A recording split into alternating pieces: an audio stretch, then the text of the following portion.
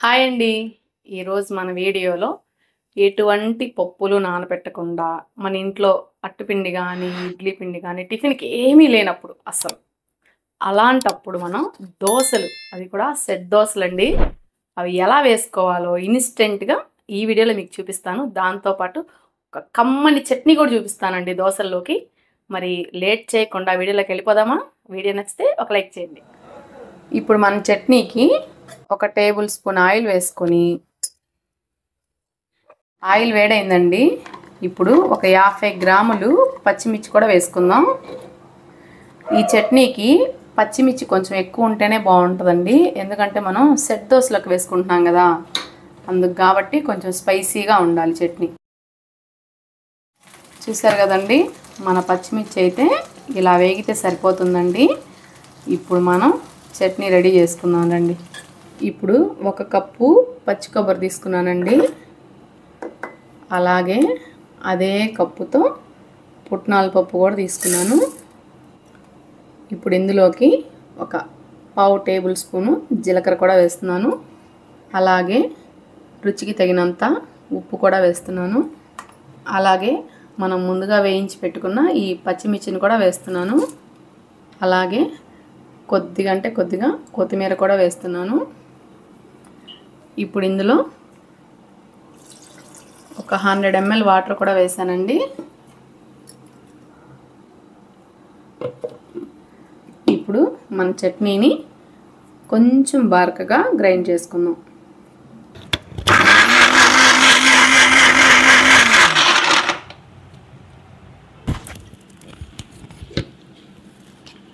చూసారు కదండి, మన చట్నీ అయితే చక్కగా మెరిగింది.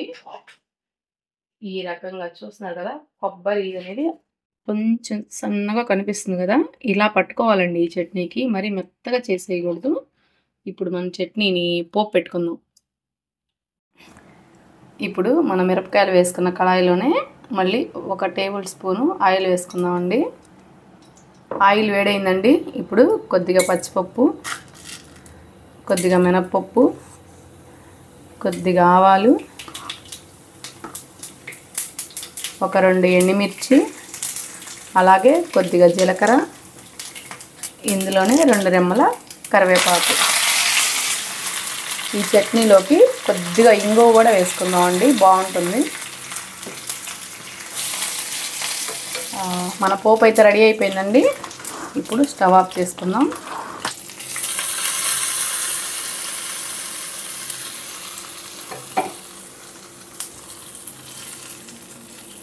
చూసారు కదండి, మన చట్నీ అయితే రెడీ అయిపోయింది. ఇప్పుడు మనం సెట్ దోశకి ప్రిపేర్ చేసుకుందాం రండి. ఇప్పుడు మన సెట్ దోశకి 1 కప్పు మరమరాలండి, అంటే బొరుగులని కూడా అంటారు, అవి వేసుకుందాం. అదే కప్పుతో 1 కప్పు బొంబాయి రవ్వ అండి, అంటే సుజీ రవ్వ అని కూడా అంటారు కదా, అదేనండి, ఇది కూడా వేసుకుందాం. ఇప్పుడు ఒక 3/4 కప్పు పెరుగు కూడా వేసుకుందామండి. డైరెక్ట్గా ఫ్రిడ్జ్లో నుంచి తీసిన పెరుగు అయితే వాడొద్దండి. నిన్నటి పెరుగు లేదా ఫ్రిడ్జ్లో పెట్టి ఉంటే గనక 1 గంట ముందే తీసి బయట పెట్టుకొని అప్పుడు వేసుకోండి. కూలింగ్ మీద వేస్తే మనకి దోశ అనేది అంత బాగా రాదండి, ఓకేనా. ఇప్పుడు అదే కప్పుతో 1 కప్పు వాటర్ కూడా వేస్తున్నానండి. ఇప్పుడు ఈ మొత్తాన్ని ఒకే 1 నిమిషం అండి, ఎక్కువసేపు వద్దు, 1 నిమిషం పాటు గ్రైండ్ చేసుకుందాం.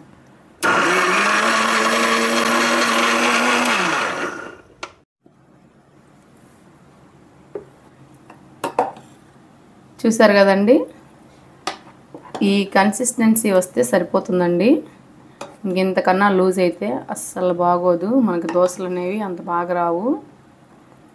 ఇప్పుడు మనం ఒక బౌల్లోకి తీసుకుందాం.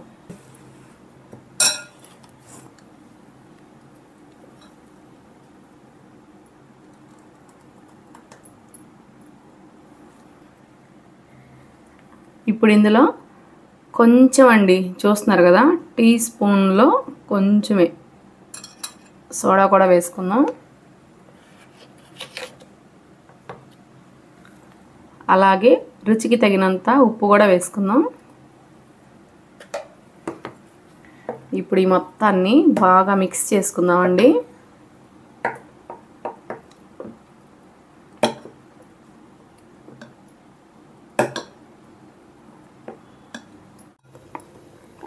ఇప్పుడు మన పెన్నం వేడైందండి. ఇప్పుడు మనం దోశ వేసుకుందాం. ఇప్పుడైతే నేను 1 గంటన్నర వేసానండి. ఇంక ఇప్పుడు దీన్ని కదిలించాల్సిన అవసరం లేదండి. స్టవ్ని హై ఫ్లేమ్లోనే పెట్టుకొని మనం దోశ వేసుకుందాం. హై ఫ్లేమ్లోనే పెట్టుకొని మనం దోశ అనేది కాల్చుకోవాలండి. అప్పుడే మనకి చూస్తున్నారు కదా ఎలా బుడగలు బుడగలు వస్తుందో కదా, ఆ హోల్స్ రావాలండి. అప్పుడే సెట్ దోశ చాలా సాఫ్ట్గా ఉండిద్ది అనమాట. ఓకేనా? ఇప్పుడు మనం ఆయిల్ వేస్తే ఇంకోసారి తిప్పి కాల్చుకుంటాం కదా, అప్పుడు సరిపోతుంది. ఇప్పుడు మనం ఆయిల్ వేయట్లేదు కదా, దీని మీద ఇప్పుడు మనం ఒక మూత పెట్టేద్దామండి. మూత పెట్టేసి 1 నిమిషం ఉంచితే మనకు దోశ అనేది చక్కగా పైన నుంచి లోపల వరకు బాగా ఉడికిద్ది అనమాట.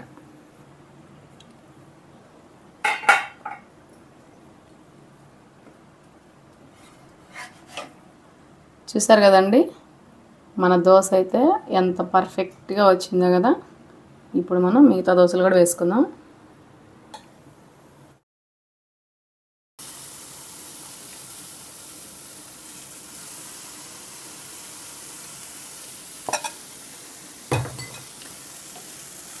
స్టవ్ని హై ఫ్లేమ్లోనే పెట్టుకోండి, లో ఫ్లేమ్ పెట్టొద్దు. అప్పుడే మనకి చక్కగా చూస్తున్నారు కదండి, మనకి హై ఫ్లేమ్లో పెట్టడం వలన చక్కగా బుడగలు బుడగలు వచ్చేసింది. అలా రావాలండి, అప్పుడే మన సెట్ దోశ బాగుంటుంది. ఇప్పుడు దీని మీద మనం కొంచెం ఆయిల్ వేసుకుందాం. మీకు ఇష్టం లేకపోతే ఆయిల్ వేయకండి,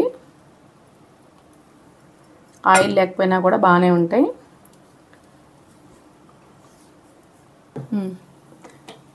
ఇప్పుడు ఒకసారి జస్ట్ ఒక 10 సెకండ్స్ పాటు తిప్పి కాల్చుకుందామండి.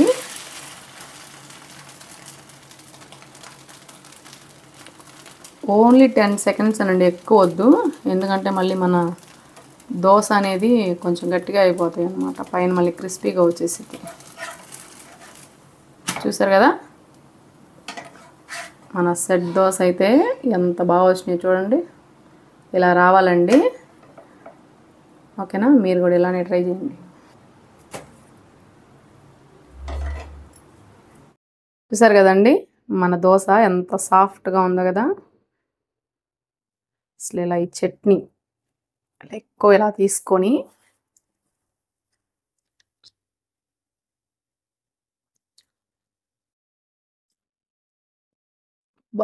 నిజంగా మనం బియ్యం నానబెట్టుకొని మినపప్పు వేసుకొని అటుకులు వేసుకొని మనం సెట్ దోశ చేసుకుంటాం కదా, అది కూడా ఎంత సాఫ్ట్గా ఉండదేమోనండి. అంత సాఫ్ట్గా ఉంది మన దోశ అయితే.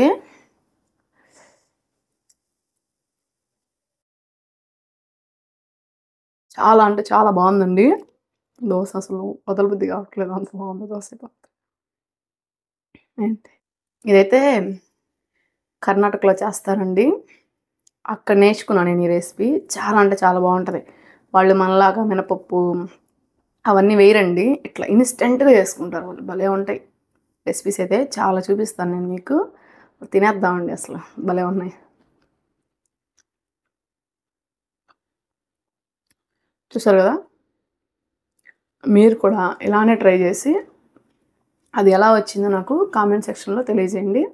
వీడియో నచ్చితే లైక్ చేయండి, షేర్ చేయండి, మన ఛానల్ని సబ్స్క్రైబ్ చేసుకోండి. Thank you.